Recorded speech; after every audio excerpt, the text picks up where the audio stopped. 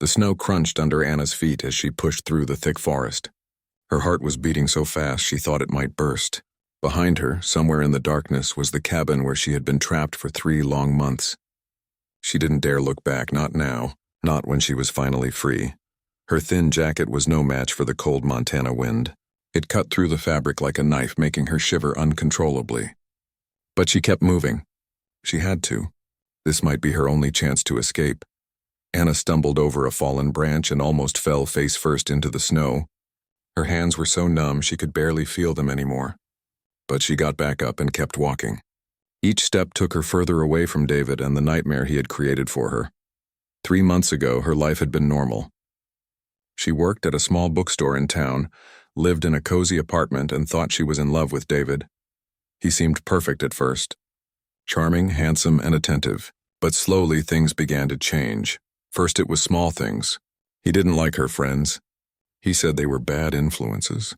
Then he started showing up at her work unexpectedly, saying he just wanted to see her. But Anna knew he was checking up on her, making sure she was where she said she would be. When she tried to talk to him about giving her some space, David got angry. Really angry. That was the first time he grabbed her arm so hard it left bruises. He apologized later, brought her flowers, and promised it would never happen again. Anna wanted to believe him. She loved him, or at least she thought she did. But it did happen again. And again. Each time, David said it was her fault. She made him angry. She pushed his buttons. If only she would listen to him, everything would be fine. Then came the day that changed everything. Anna had finally worked up the courage to leave. She packed a bag while David was at work and left a note explaining that she needed time to think. She went to stay with her sister in the next town over, but David found her. He always found her. This time he didn't come alone. He brought 2 of his friends, men who looked like they could break someone in half without breaking a sweat. They cornered Anna in her sister's driveway as she was coming home from the grocery store. David's voice was calm, but his eyes were cold as ice. He told her they were going to talk. Really talk. Somewhere private where no one could interrupt them. Before Anna could scream for help, one of his friends had grabbed her arms while the other covered her mouth. The next thing she remembered was waking up in a small cabin deep in the mountains. David said it belonged to his uncle, but Anna wasn't sure if that was true. David told a lot of lies. The cabin was miles from anywhere. No neighbors, no phone service, no way to call for help. David made it clear that she wasn't going anywhere until she came to her senses and agreed to come home with him. The right way. As his obedient girlfriend for 3 months, Anna had been a prisoner. David brought supplies every few days, but he never left her alone for long. He was always watching, always controlling. He decided when she ate, when she slept, what she wore. He said it was for her own good, that he was helping her learn how to be a better person. Anna tried to escape twice before. The first time, she didn't make it past the front door before David caught her. He was furious and didn't speak to her for 2 days. The second time, she managed to get into the woods, but David found her within an hour. That time his punishment was worse. Much worse, but today was different. This morning, David had announced he was going into town for supplies. It was a long drive, and he would be gone most of the day. He warned Anna not to try anything stupid. He had hidden her shoes and warm clothes, thinking that would stop her. Anna waited 2 hours after David left before she made her move. She wrapped her feet in towels and put on every piece of clothing she could find. It wasn't much, but it was better than nothing. Breaking out wasn't hard. David had never bothered to put real locks on the doors. Why would he? They were in the middle of nowhere, and Anna had nowhere to go. Or so he thought. But Anna had been paying attention during his supply trips. She had noticed that smoke sometimes rose from beyond the far hills. Where there was smoke, there were people, and where there were people, there was hope. Now, hours later, she was still walking. Her feet were completely numb, and she was pretty sure she had frostbite on her toes. But she could see the smoke getting closer. It was coming from somewhere just ahead. Anna pushed through a thick patch of trees and suddenly found herself in a clearing. In the distance, she could see buildings. A house, a barn, and several smaller structures. It looked like a ranch. Best of all, she could see lights in the windows. Someone was home. Relief flooded through her body, but it was quickly replaced by fear. What if these people didn't believe her story? What if they called David instead of the police? What if David had already gotten to them somehow? Anna's legs felt like jelly, but she forced herself to keep walking toward the house. She had come too far to give up now. As she got closer, she could see a man working near one of the fences. He was tall and broad-shouldered, wearing a thick winter coat and cowboy hat. The man looked up as Anna stumbled out of the tree line. For a moment, they just stared at each other. Anna must have looked like a crazy person, wrapped in towels and shivering uncontrollably. But then the man dropped his tools and started walking toward her. His face was kind but concerned. Anna tried to say something to explain what had happened, but no words came out. The cold and exhaustion had finally caught up with her. Her knees buckled and Anna felt herself falling toward the ground. The last thing she remembered before everything went black was strong arms catching her before she hit the snow. When Anna woke up, she was lying on a warm couch in front of a crackling fireplace. Someone had wrapped her in thick blankets and she could smell coffee brewing in the kitchen. For the first time in months, she felt safe. But then reality came crashing back. David would be returning to the cabin soon. When he found her gone, he would come looking. He always did, and this time Anna wasn't sure she would survive his anger. She tried to sit up, but a gentle voice told her to take it easy. Anna looked up to see a woman with kind eyes and graying hair. The woman introduced herself as the ranch owner's sister and said her name was Linda. She was a nurse and had been checking Anna over while she slept. Linda asked Anna what had happened, but Anna found it hard to explain. How do you tell a stranger that the man who claimed to love you had been holding you prisoner? How do you make them understand the fear that never went away, even now when you were supposed to be safe? All Anna could manage to say was that she was running from someone dangerous, someone who wouldn't give up looking for her. Linda's expression grew serious and she called for her brother to come inside. That's when Anna met the cowboy who would change her life forever. The cowboy who walked into the living room was not what Anna expected. She had imagined someone old and gruff, but this man looked to be in his 30s with gentle brown eyes and a calm manner that immediately put her at ease. He introduced himself as Cole Thompson. This was his ranch, and Linda was his older sister who lived in town but helped out when needed. Cole had found Anna collapsed near his fence line and carried her to the house. "Ma'am, I don't mean to pry," Cole said, settling into a chair across from the couch. "But Linda says you're running from someone. Are you hurt? Do you need medical attention?" Anna pulled the blankets tighter around herself. She wasn't sure how much to tell these strangers. David had always told her that no one would believe her story, that people would think she was crazy or lying. But looking at Cole's kind face, she felt something she hadn't felt in a long time. Hope. "I was being held against my will," Anna said quietly, "in a cabin about 10 miles from here. The man who took me went into town for supplies today, and I used the chance to escape." Linda gasped softly, but Cole's expression remained calm and serious. He didn't look surprised or doubtful. He just nodded as if he understood completely. "This man," Cole said carefully, "is he likely to come looking for you?" Anna's stomach clenched with fear. "Yes, he'll come looking. He always finds me. I've tried to leave before and he always finds me." "Not this time," Cole said firmly. "You're safe here. I give you my word on that." Anna wanted to believe him, but David had made similar promises once upon a time. Promises he had broken over and over again. "You don't understand," she said. "David is dangerous. He'll hurt anyone who tries to help me. I should go. I shouldn't have come here." Anna started to get up from the couch, but Linda gently pressed her back down. "Honey, you're not going anywhere in your condition. You have mild hypothermia and possible frostbite. You need rest and warm food. Besides," Cole added, "where would you go? It's 20 miles to the nearest town, and there's a storm coming in tonight. You wouldn't survive another walk through those woods." Anna looked out the window and saw that Cole was right. Dark clouds were gathering on the horizon and the wind was picking up. She was trapped here, at least for now. "I should call the police," Anna said, "but David knows people. He has friends in the sheriff's department. Last time I tried to report him, nothing happened. They said it was just a domestic dispute." Cole's jaw tightened slightly. "Well, this isn't a domestic dispute anymore. This is kidnapping. And I know Sheriff Mitchell personally. He's a good man who takes these things seriously." Anna shook her head. "You don't understand. David is smart. He's careful. He makes everything look like my fault. He'll have a story ready about how I'm mentally unstable or on drugs. He always has an explanation." "Then we'll be smarter," Cole said simply. "But first you need to get your strength back. Linda, can you stay the night? I'd feel better having a woman here." Linda nodded immediately. "Of course." I'll call my husband and let him know. Anna, let's get you into some proper clothes and get some food in you. Over the next few hours, Anna felt like she was in a dream. Linda helped her shower and gave her clean clothes that belonged to Cole's ex-wife. Anna didn't ask what happened to the ex-wife, but she noticed there were no pictures of her around the house. The warm shower was the most wonderful thing Anna had felt in months.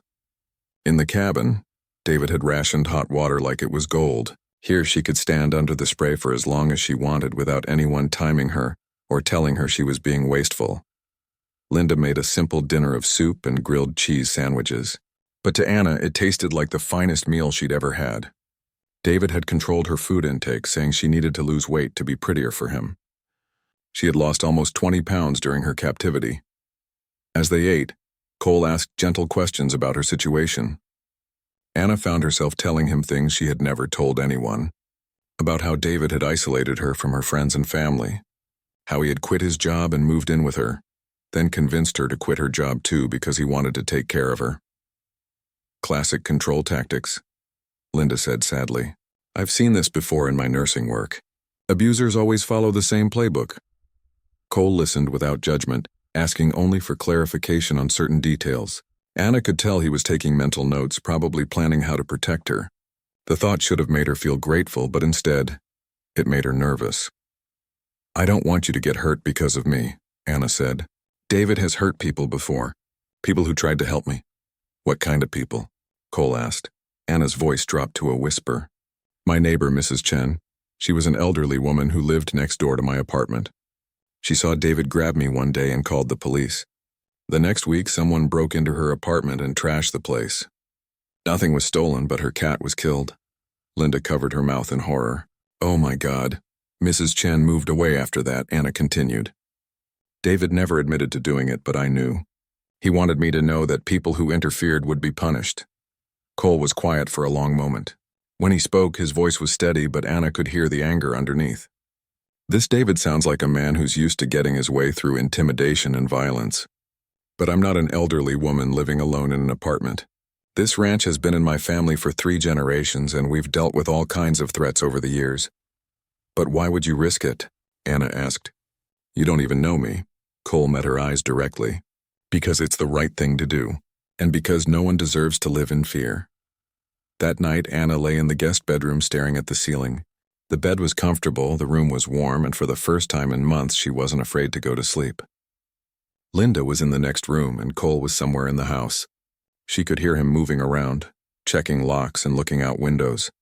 But even with all that protection, Anna couldn't shake the feeling that David would find her. He had resources she didn't fully understand. Friends who owed him favors, ways of getting information that normal people didn't have access to. As if reading her thoughts, there was a soft knock on her door. Anna, it's Cole. Can I come in for a minute? Anna pulled the covers up to her chin. Yes. Cole opened the door but stayed in the doorway. I wanted you to know that I've called a few people, friends who can help us. We're going to make sure you're protected, but more than that, we're going to make sure David can't do this to you or anyone else again. What kind of friends? Anna asked. Good ones, Cole said simply. People who've dealt with situations like this before. People who know how to handle men like David. Anna felt a flutter of hope mixed with fear. You really think you can keep me safe? Cole stepped into the room and sat on the chair by the window. Anna, I want you to understand something. What happened to you wasn't your fault. David didn't hurt you because you did something wrong. He hurt you because he's a broken person who gets off on controlling others.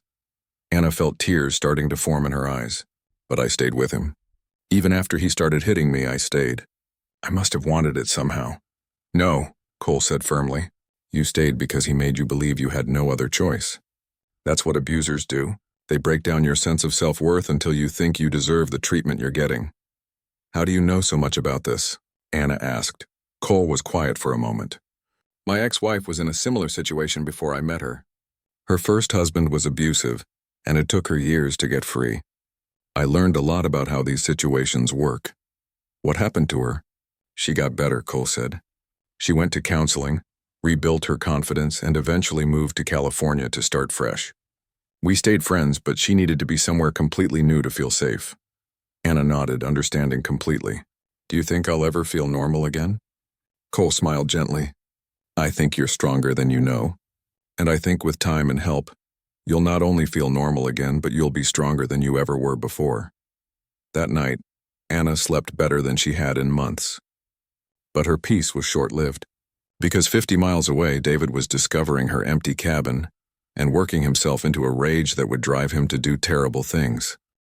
Anna woke up to the smell of bacon and coffee drifting from the kitchen. For a moment, she forgot where she was and panic shot through her chest. But then she remembered.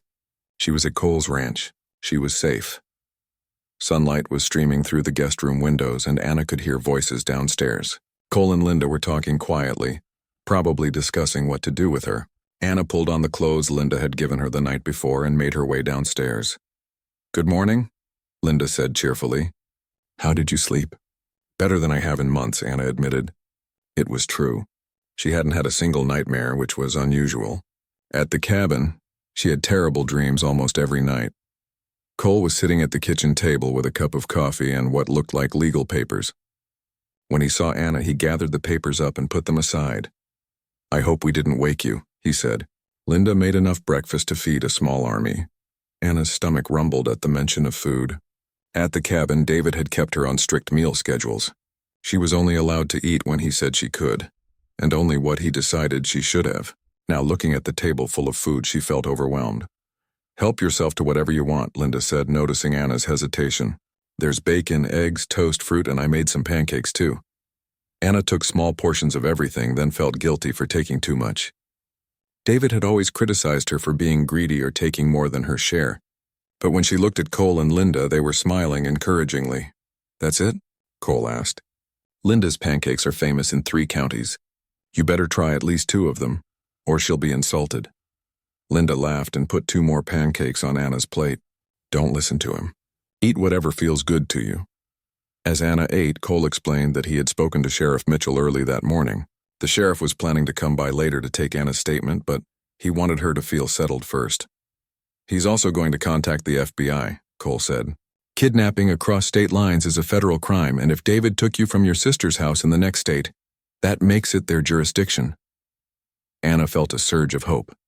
Maybe this time would be different. Maybe this time David wouldn't be able to charm his way out of trouble. After breakfast, Linda had to return to town for work, but she promised to come back that evening. Anna felt a moment of panic at the thought of being alone with Cole, but he seemed to understand her nervousness. "Would you like to see the ranch?" he asked. "I have some chores to do, and you're welcome to come along if you want.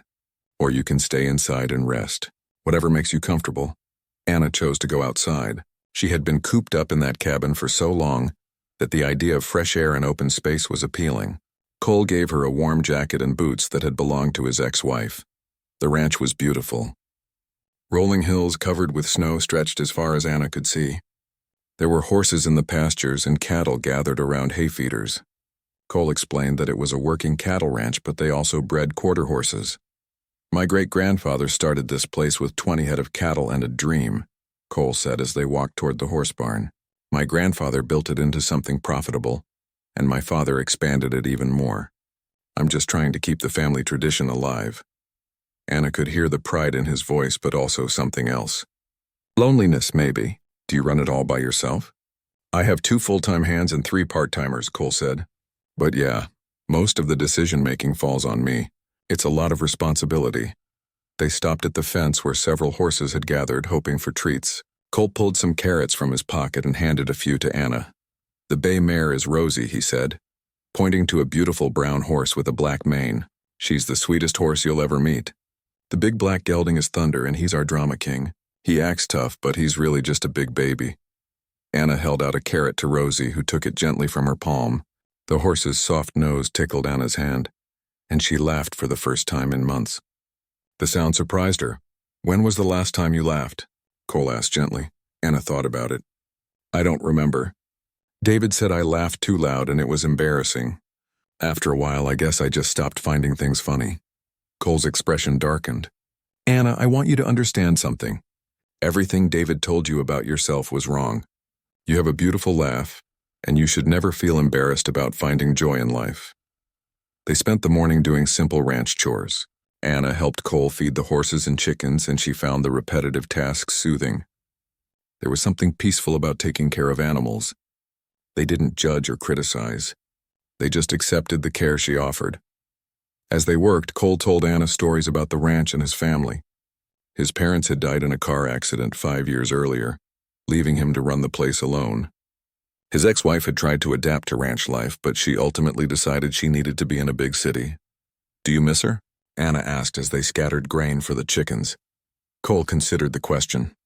"I miss having someone to share things with," he said. "But I don't miss the constant arguing about where we should live and what we should do with our lives. Sometimes two people can love each other but still be wrong for each other." Anna thought about David and wondered if she had ever really loved him, or if she had just been grateful that someone seemed to want her. She had been lonely when they met, working at a job she didn't love and living in an apartment that felt too empty. "David used to say that no one else would ever want me," Anna said suddenly, "that I was lucky he was willing to put up with all my problems." Cole stopped scattering grain and looked at her directly. David was wrong about that too. "Any man would be lucky to have someone as kind and strong as you?" Anna felt her cheeks flush. "You don't really know me. What if David was right? What if I am too much trouble?" "Anna," Cole said seriously, "I've known you for less than 24 hours and I can already see that you're brave, compassionate, and resilient. You survived 3 months of captivity and still had the courage to risk everything for a chance at freedom.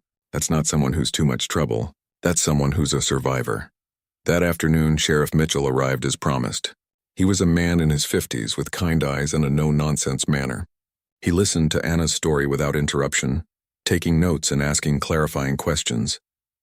"This David character," the sheriff said when Anna finished. "Do you know his last name? Do you have any idea where he might have gone after finding you missing?" Anna provided all the information she could remember. David's full name, his address, his vehicle description, and the names of some of his friends. Sheriff Mitchell wrote it all down carefully. "I've already put out a BOLO alert," the sheriff said. "That means every law enforcement officer in the region is looking for him. But I want to be honest with you, Anna. Men like this don't usually give up easy. He's going to try to find you." Anna felt her anxiety spike. "How long do you think it will take him?" "Hard to say," the sheriff admitted. "But Cole here knows how to handle trouble, and I'll have deputies doing regular patrols of this area. We're going to do everything we can to keep you safe." After the sheriff left, Anna felt restless and worried. Cole seemed to sense her mood and suggested they take a walk around the property. As they walked, he pointed out the security measures he had in place. Motion sensor lights, cameras at the main entrances, and a radio system that connected to the sheriff's department. "You've thought of everything," Anna said, impressed despite her fear. "I've had to," Cole said. "This ranch is isolated and we've had problems with thieves and vandals over the years. Plus I served 2 tours in Afghanistan. I learned a thing or two about security and watching your back." That evening, Linda returned as promised, bringing groceries and a bag of clothes she had bought for Anna. "I guessed at your sizes," she said, "but I kept the receipts in case anything needs to be exchanged." Anna felt tears welling up in her eyes. It had been so long since anyone had done something thoughtful for her, without expecting something in return. David's gifts had always come with strings attached. "Thank you," Anna whispered.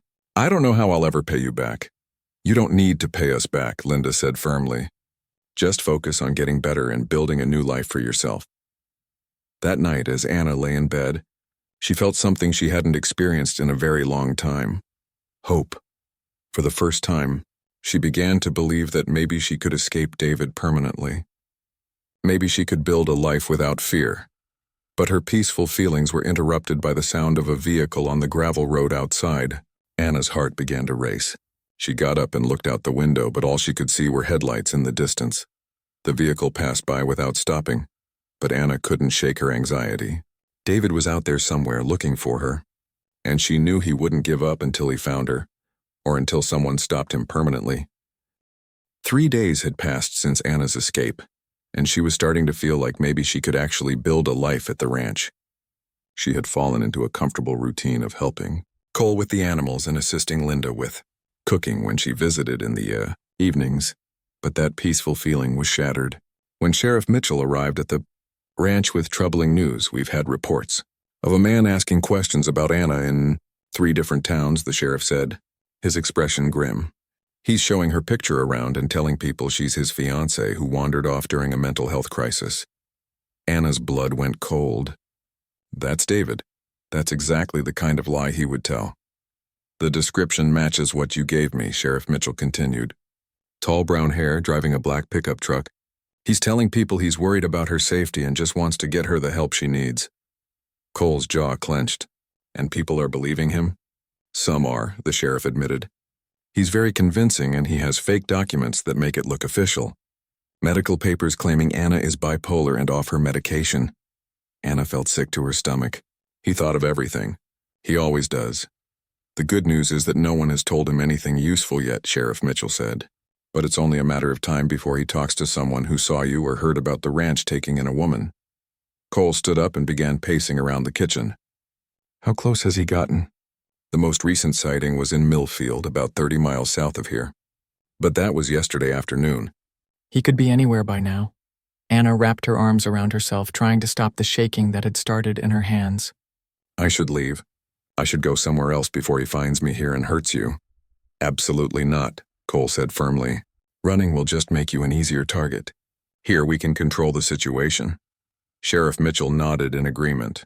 Cole's right. This ranch is defensible and we know he's coming. That gives us the advantage. But what if he brings his friends? Anna asked. The men who helped him kidnap me? I told you about them. We're prepared for that possibility too, the sheriff said. I've got extra deputies on standby and Cole has some backup of his own. Anna looked at Cole questioningly. He hadn't mentioned having backup before. I called some old army buddies, Cole explained. Good men who know how to handle situations like this. They'll be here tonight just in case. That evening, 2 men arrived at the ranch just as the sun was setting. Anna watched from the living room window as Cole greeted them in the driveway. Both men were tall and fit, moving with the same confident bearing she had noticed in Cole. Cole brought them inside and introduced them as Tommy and Rick. Both men were polite but serious, and Anna could tell they were taking the situation very seriously. We've set up a perimeter around the property, Tommy explained. Motion sensors, night vision cameras, and early warning systems. If anyone comes within a mile of this house, we'll know about it. Rick spread a map of the ranch on the kitchen table. We've identified the most likely approach routes and set up defensive positions. If this David character shows up, we'll be ready for him. Anna felt both grateful and terrified. These men were risking their lives to protect her from someone they'd never met. I still think I should leave, she said quietly. David is dangerous. If something happens to any of you because of me. Anna, Cole interrupted, you're not responsible for David's actions. He's the one making the choice to pursue you. He's the one who's decided to escalate this situation. Cole's right, Linda said from the kitchen where she was making coffee. You didn't ask for any of this. David created this situation, not you. That night, Anna couldn't sleep. Every sound made her jump. The wind in the trees, a door creaking somewhere in the house, even the normal settling sounds of an old building. She kept thinking about David's face when he was angry, the cold, calculating way he planned his punishments. Around midnight, Anna gave up on sleep and went downstairs to the kitchen. She found Cole sitting at the table cleaning a rifle. Can't sleep either, he asked without looking up. Every time I close my eyes, I see David's face, Anna admitted. I keep thinking about what he'll do if he finds me. Cole set down his cleaning cloth and looked at Anna seriously. Can I ask you something? What's the worst thing David ever did to you? Anna hesitated. She had never told anyone about the worst incident. It was too humiliating, too frightening, but something about Cole's gentle manner made her feel safe enough to speak. About a month before he brought me to the cabin, Anna began slowly. I found out he had been reading my emails and text messages. When I confronted him about it, he said it was for my own protection, that I was too naive to recognize when people were trying to manipulate me. Cole nodded, encouraging her to continue. I got angry and told him he had no right to spy on me. That's when Anna's voice broke. He held my head underwater in the bathtub until I almost passed out. Then he pulled me up and asked if I was ready to apologize for being disrespectful. Cole's face went very still. Did you report it to anyone? Anna shook her head. David said no one would believe me, that it would be my word against his, and he was a respected member of the community. He had friends on the police force, clients who thought highly of him. Who was going to believe that someone like him would do something like that to someone like me? Someone like you? Cole asked. A nobody, Anna whispered. A woman with no family, no real friends, working a dead-end job. David said I should be grateful that someone like him was willing to take care of me. Cole reached across the table and gently took Anna's hand. Anna, listen to me. You are not a nobody. You're a human being who deserves to be treated with respect and kindness. What David did to you was attempted murder, and it was completely unacceptable. Anna felt tears starting to fall. But what if he's right? What if I really am worthless? If you were worthless, Cole said softly, would I be sitting here at midnight cleaning weapons to protect you? Would Tommy and Rick be sleeping in my barn to keep you safe? Would Linda be spending her evenings here instead of at home with her husband? Anna hadn't thought about it that way before. I guess not. David wanted you to believe you were worthless because it made you easier to control, Cole said. But the truth is you're brave enough to escape from a dangerous situation. You're kind enough to worry about strangers getting hurt on your behalf. You're strong enough to survive 3 months of captivity and still have hope for the future. That's not worthless, Anna. That's extraordinary. Before Anna could respond, a soft beeping sound came from a device on Cole's belt. He immediately became alert, grabbing the radio that was sitting on the table. Tommy, this is Cole. What's your status? Tommy's voice crackled through the radio. We've got vehicle lights on the main road, moving slow like they're looking for something. Could be nothing, but I wanted you to know. Cole keyed the radio again. Copy that. Keep watching and let me know if they turn toward the ranch. Anna felt her heart start racing. Is it him? Could be, Cole said, moving to the window and peering out through the curtains. Or it could be someone who took a wrong turn. But we're going to assume it's David until we know otherwise. For the next 30 minutes, they waited in tense silence. The vehicle on the road drove back and forth several times, stopping occasionally as if the driver was checking mailboxes or looking at house numbers. Finally, Tommy's voice came through the radio again. Vehicle just turned into the Hendricks place about 2 miles south. Looks like they were lost and asking for directions. Cole visibly relaxed. False alarm this time. But it shows our system works. Anna felt shaky with relief but also more frightened than before. It's really going to happen, isn't it? David's going to find me. Cole sat back down across from her. Maybe. But if he does, we'll be ready for him. And Anna, I want you to know something. No matter what happens, you're not going back to that life. I won't let David take you again. You can't promise that, Anna said. Yes, I can, Cole replied firmly, because I'm not going to give up on you the way everyone else has. David may be smart and manipulative, but he's never faced anyone like me before. Anna looked into Cole's eyes and saw something she had never seen in David's. Complete honesty. Cole meant every word he was saying. For the first time since her escape, Anna began to believe that maybe she really could be free. But that belief would be tested sooner than she expected, because 50 miles away, David had just gotten the information he needed to find her. Anna woke up to the sound of her phone ringing. For a moment, she was confused. She didn't remember having a phone at the ranch. Then she realized it was Cole's landline, ringing in the kitchen downstairs. She could hear Cole's voice muffled through the floor answering the call. At first, his tone was normal, but then it changed. Became sharp and alert. Anna felt a chill run down her spine. Within minutes, Cole was knocking on her bedroom door. Anna, I need you to get dressed quickly. We have a problem. Anna's hands shook as she pulled on clothes. She had been at the ranch for almost a week now, and each day she had felt a little safer. But deep down, she had always known this moment would come. Downstairs, Cole was talking rapidly into his radio while Linda paced around the kitchen. Anna had never seen Linda look so worried.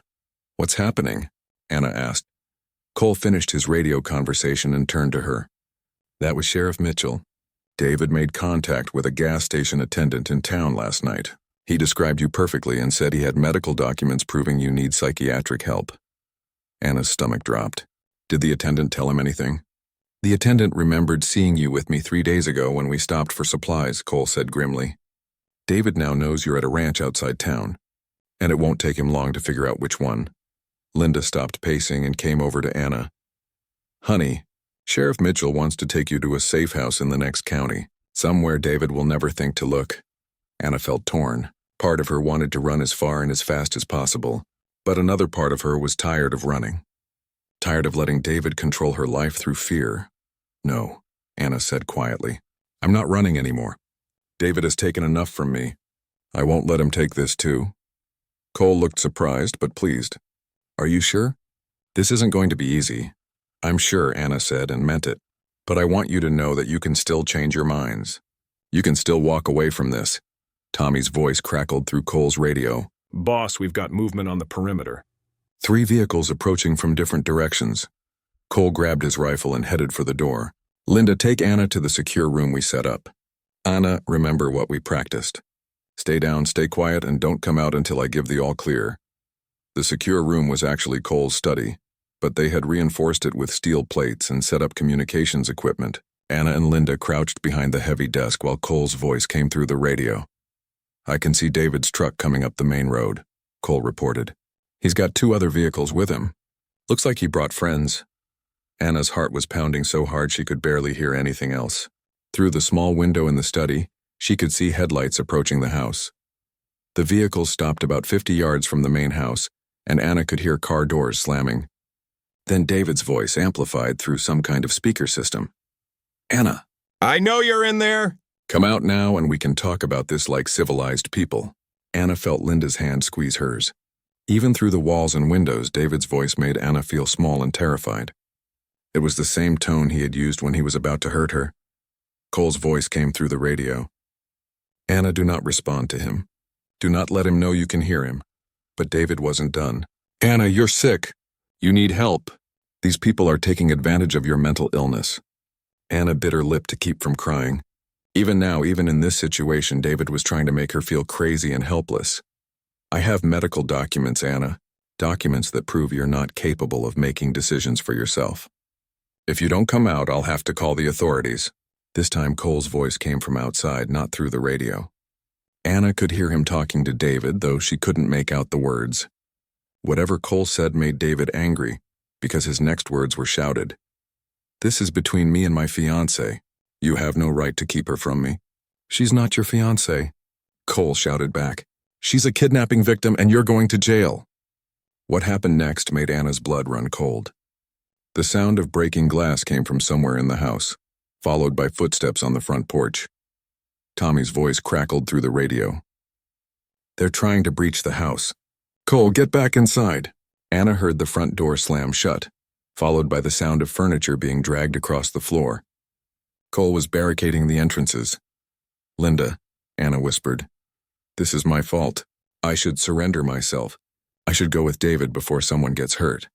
Absolutely not, Linda said firmly. That man is dangerous and Cole won't let anything happen to you. More breaking glass, this time from multiple windows. David had brought enough people to surround the house. Anna could hear them moving around outside, testing different ways to get in. Cole's voice came through the radio again. Anna, I need you to listen carefully. We've called for backup, but it's going to take time for help to arrive. David is trying to force us into making a mistake. Don't let him get into your head. But David was already in her head. His voice came through the walls again, closer this time. He had moved nearer to the house. Anna, these people are going to get hurt because of you. Is that what you want? Do you want innocent blood on your hands? Anna felt tears streaming down her face. This was exactly what she had been afraid of. David was using her compassion against her, making her feel responsible for the danger everyone else was in. He's wrong, Anna, Linda whispered. David is the one who chose to come here with weapons. David is the one who chose to escalate this. You're not responsible for his actions. Suddenly, the lights went out. David had cut the power to the house. Emergency lighting kicked in, but it was dim and cast strange shadows on the walls. Anna. David's voice was right outside the study window now. I can wait as long as it takes. But every hour you make me wait, the worse it's going to be for you when this is over. Anna's radio crackled to life. It was Sheriff Mitchell. Cole, this is Sheriff Mitchell. We're en route with backup, but we're still 15 minutes out. Can you hold that long? We'll hold as long as we need to, Cole responded. But Anna could hear the strain in his voice. David had more people and they were getting bolder. Something crashed in another part of the house and Anna heard Cole swearing. They're in the kitchen, Cole reported through the radio. I'm falling back to the second defensive line. Anna couldn't take it anymore. She grabbed the radio from Linda's hands. David, she called out. David, it's Anna. I can hear you. Anna, no. Linda tried to grab the radio back, but Anna held it away from her. I'm here, David, Anna continued. But I'm not coming out. I'm not going anywhere with you. David's laughter echoed through the house. Oh, Anna, you think these people care about you? They're just using you. When this gets dangerous, they'll hand you over to save themselves. You're wrong, Anna shouted back. These people have shown me more kindness in 1 week than you showed me in 2 years. Kindness? David's voice was getting closer. Anna, you stupid girl. Men like Cole Thompson don't help women like you out of kindness. They do it because they want something. And when they're done with you, they'll throw you away just like everyone else has. Anna felt Linda's arms around her, holding her steady. Don't listen to him, honey. He's trying to manipulate you. But David wasn't finished. Anna, remember what happened to your friend Kelly when she tried to help you? Remember what happened to Mrs. Chen? Everyone who tries to help you gets hurt. Is that what you want for these people? Anna's resolve wavered. Kelly had been her co-worker at the bookstore, and she had tried to help Anna leave David. A week later, Kelly's car tires were slashed and her apartment was broken into. Kelly had gotten so scared that she quit her job and moved to another state. Anna, Cole's voice came through the radio, calm and steady despite everything happening around them. David is desperate right now. He's saying whatever he thinks will make you feel guilty enough to surrender. But you need to remember something. You are not responsible for the choices other people make. Not David's choices, not his friends' choices, and not our choices. We chose to help you because it was the right thing to do. More sounds of breaking and crashing came from the main part of the house. David's people were systematically destroying everything they could find, trying to smoke out the defenders. Anna, David called out again. Last chance. Come out now or I start hurting people. That's when Anna heard the sound she had been dreading. Cole crying out in pain. Everything was about to get much worse. Anna's heart stopped when she heard Cole cry out. Without thinking, she jumped up from behind the desk, but Linda grabbed her arm. Anna, no. That's exactly what David wants. But Anna pulled free. I can't let Cole get hurt because of me. Before Linda could stop her, Anna was at the study door. She could hear scuffling sounds from the living room and David's voice closer than ever. Where is she, Cowboy? Where's my Anna? Anna took a deep breath and stepped out of the study. I'm right here, David. The scene in the living room was like something out of a nightmare. Cole was on the ground, blood running from a cut on his forehead. One of David's friends, a huge man with a shaved head, was standing over him with a baseball bat. David himself stood in the middle of the room, looking perfectly calm despite the chaos around him. There she is, David said with a smile that didn't reach his eyes. Hello, Anna. You've caused me a lot of trouble. Anna forced herself to stand straight and look David in the eye. Let Cole go. This is between you and me, David laughed. Oh, Anna, you still don't understand how this works, do you? This isn't between you and me. This is about you learning that actions have consequences. The only consequences here are the ones you're creating, Anna said, surprised by how steady her voice sounded. You're the one who chose to kidnap me. You're the one who chose to come here with weapons. David's expression darkened. I saved you, Anna. I took you away from that pathetic excuse for a life you were living. I gave you purpose, structure, meaning. And this is how you repay me? You didn't save me, Anna said firmly. You imprisoned me. You hurt me. You made me afraid of my own shadow. I made you better, David shouted, his calm mask slipping. You were nothing when I found you. A sad little bookstore clerk with no friends and no future. I turned you into something worthwhile. Anna felt something shift inside her chest. For the first time, she could see David clearly. Not as the powerful, intimidating man he pretended to be, but as what he really was. A broken person who could only feel important by making others feel small. No, David, Anna said quietly. You tried to break me, but you failed. David's face twisted with rage. He nodded to the man with the baseball bat who raised it toward Cole again. Stop, Anna stepped forward. I'll come with you. Just don't hurt him anymore. Anna, don't, Cole managed to say through gritted teeth. Don't give in to him. But Anna was already walking toward David. She had made her choice. She couldn't watch innocent people get hurt because of her. Smart girl, David said, reaching out to grab her arm. But Anna stepped back just out of his reach. I have conditions. David's eyes narrowed. You're hardly in a position to make conditions. Yes, I am, Anna said. Because if you hurt Cole or Linda, I'll fight you every step of the way. I'll escape again the first chance I get. I'll make your life miserable until the day I die. David studied her face, probably looking for signs of the broken woman he had left in that cabin. But Anna wasn't that woman anymore. A week of kindness and respect had reminded her who she really was. But, Anna continued, if you let them go unharmed, I'll come with you quietly. I won't try to escape. I won't cause you any trouble. David smiled, thinking he had won. Deal. That's when Anna made her move. Instead of walking toward David, she dove behind the overturned couch where Cole kept an emergency radio. Her fingers found the device just as David realized what was happening. Sheriff Mitchell, this is Anna, she shouted into the radio. We need help now. David is here with at least 3 other men. Cole is hurt. David lunged toward her, but Cole, despite his injuries, managed to trip him. David went down hard, cursing as he hit the floor. You little witch, David snarled, getting back to his feet. You just made this so much worse for yourself. But Anna could hear sirens in the distance. Help was coming. David heard them too, and his expression changed from anger to panic. We need to go now, he shouted to his friends. The man with the baseball bat looked uncertain. What about the girl? Grab her, David ordered. But as the man moved toward Anna, Tommy appeared in the doorway with his rifle raised. I don't think so. David's friend dropped the bat and raised his hands. Behind Tommy, Anna could see Rick and 2 other men she didn't recognize. Cole's backup had finally arrived. It's over, David, Tommy said calmly. Sheriff's department will be here in 2 minutes. You can surrender now or we can do this the hard way. David looked around the room, calculating his options. Anna could see his mind working, looking for an angle, a way to turn the situation to his advantage. It was something she had seen him do hundreds of times before. Anna, David said, his voice suddenly gentle and pleading. Baby, please. These people have filled your head with lies. I love you. I've always loved you. Everything I did was to protect you. For a moment, Anna felt a flicker of the old confusion.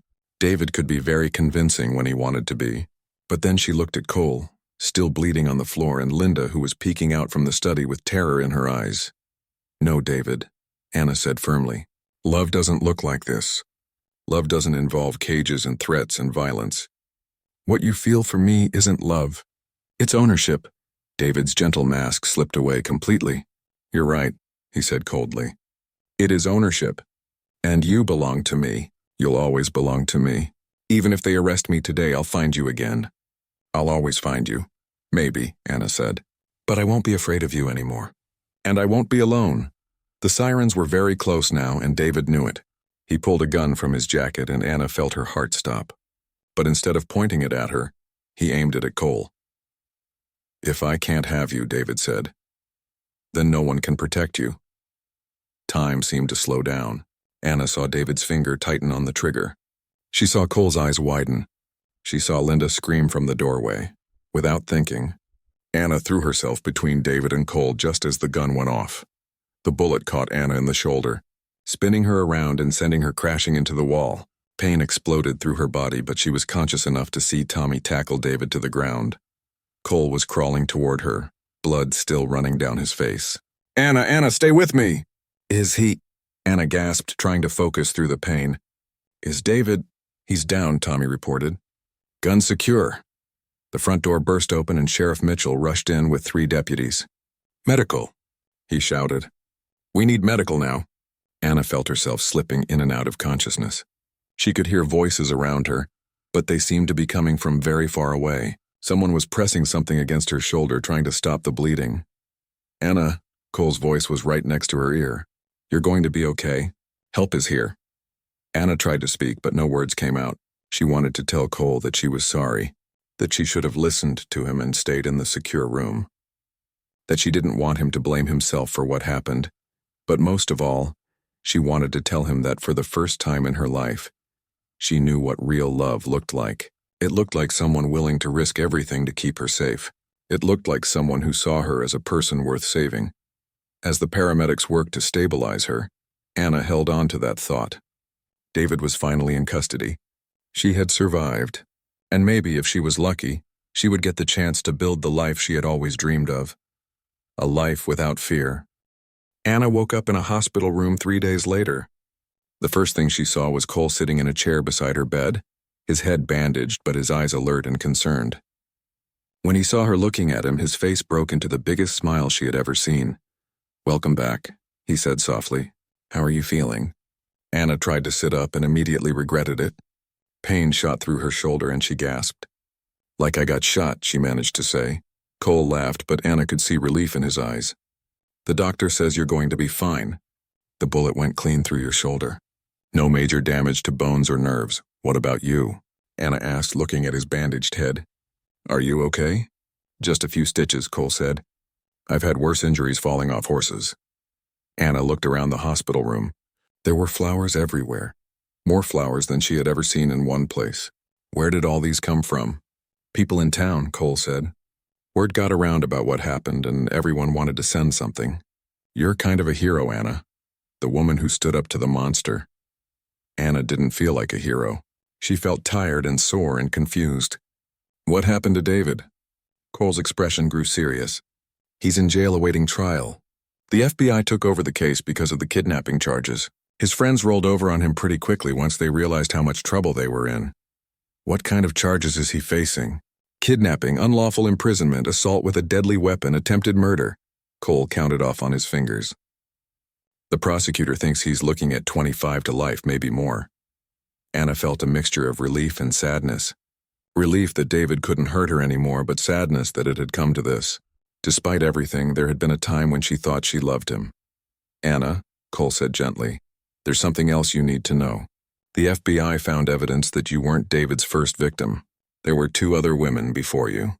One of them disappeared completely and the other one is in witness protection. Anna felt sick to her stomach. He did this to other people? The FBI thinks so.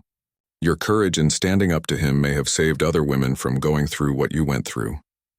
Over the next few days, Anna had many visitors. Linda came every day, bringing homemade soup and gossip from town.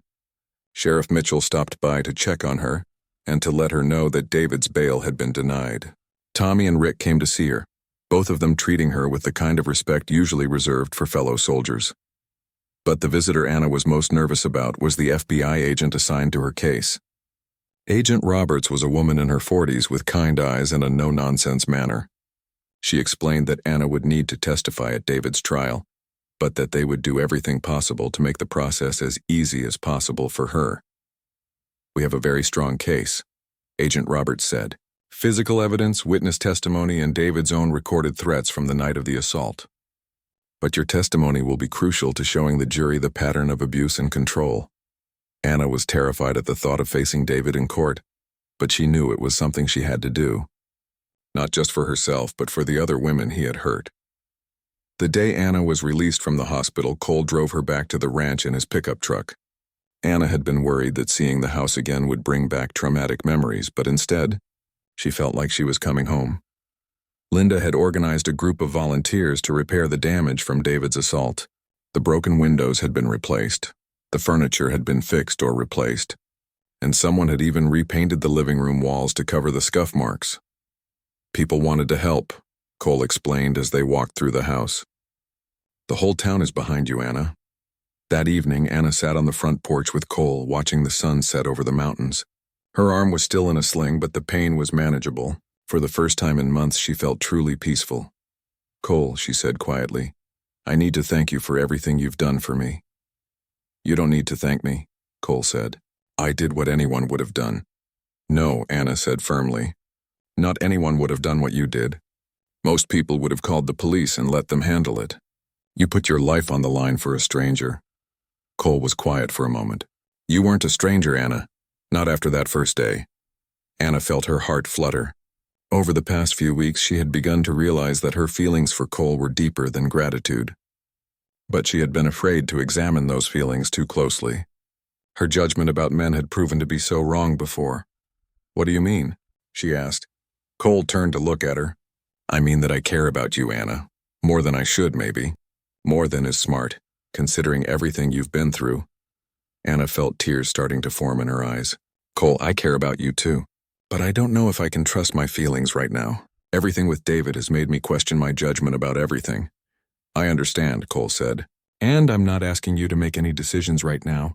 I just want you to know that when you're ready, if you're ever ready, I'll be here. 3 months later, Anna found herself sitting in a courthouse, preparing to testify against David. The trial had been going on for 2 weeks, and Anna had been dreading this moment. Cole was sitting in the gallery behind her, along with Linda, Sheriff Mitchell, and what seemed like half the town. Their presence gave Anna strength she didn't know she had. When Anna took the witness stand, she could see David sitting at the defendant's table with his lawyers. He looked older than she remembered and smaller somehow. Prison had not been kind to him. For 3 hours, Anna told her story. She described the gradual escalation of David's controlling behavior. She talked about the kidnapping, the months of captivity, and the final confrontation at Cole's ranch. Her voice never wavered, even when David's lawyer tried to make her seem unstable or unreliable. When she was finished, Anna felt like a weight had been lifted from her shoulders. She had told the truth, the whole truth, and she had survived it. The jury deliberated for less than 4 hours before returning a guilty verdict on all charges. David was sentenced to 35 years in prison without the possibility of parole. As the judge read the sentence, Anna felt Cole's hand squeeze hers. It was finally over. David could never hurt her or anyone else again. That night, the town threw a celebration party at the community center. Anna was overwhelmed by the support and love from people who had been strangers just a few months earlier. But the best moment came when Cole asked her to dance. As they swayed to a slow country song, Cole whispered in her ear, "So what happens now?" Anna looked up into his eyes and saw her future. "Now we start living," she said. For the first time in her life, Anna wasn't afraid of what tomorrow might bring. She had learned that she was stronger than she ever imagined. She had learned what real love looked like. And she had learned that sometimes the best things in life come from the worst situations. But most importantly, she had learned that she deserved to be happy. And with Cole's arms around her, she finally believed it. 1 year later, Anna stood in the same spot where Cole had first found her stumbling out of the woods. But this time, she wasn't running from anything. She was running towards something beautiful.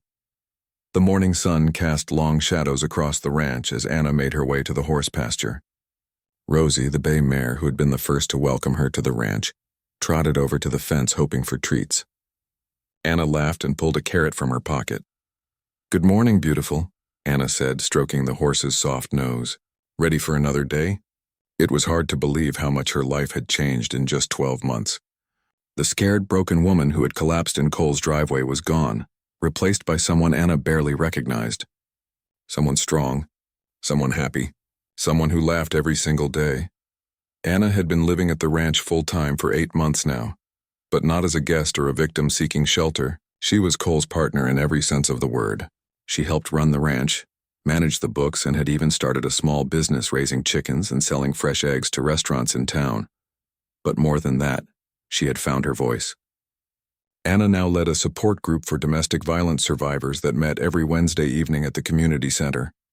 What had started as 5 women sitting in a circle sharing their stories had grown to 15 regular members, with new people joining every month.